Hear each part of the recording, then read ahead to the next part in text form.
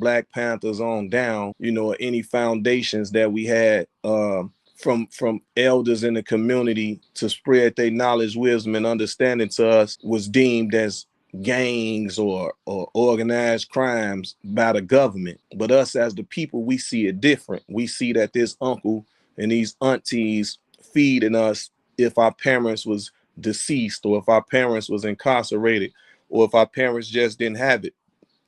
So the misconception of just throwing gangs on every group, you know, is just distasteful to me. And it always been that way because I knew the truth and I knew what the brotherhoods done for a lot of us, whether it been GDs or Vice Lords or El Rukins, Black Peace Stones. You know, it was, you can loop them in the same group as you would have did the Panthers.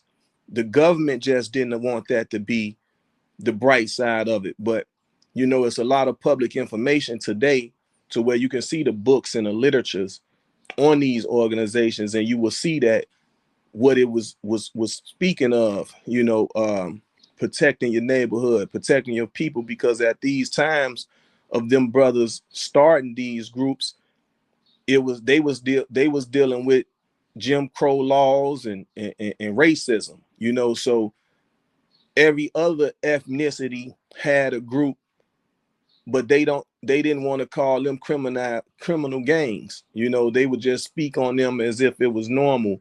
And then only thing you would hear of is like, okay, the Italian mafia, the Irish mafia, and they left it at that.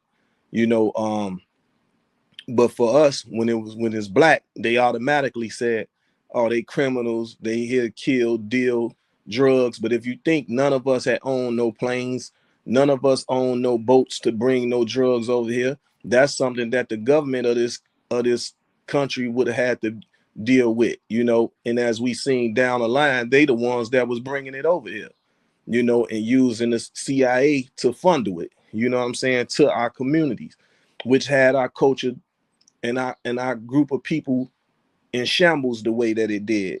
You know, they planted drugs, they forced the drugs on us, you know, they dismantled the families. You know, the projects was for the Navy and Army, you know, the Army veterans and all that, you know, to come to when they get out of the Army. That was a place for them to go with their families. And then they just turned that into impoverished neighborhoods and areas for our culture, you know, when they was gentrifying back then.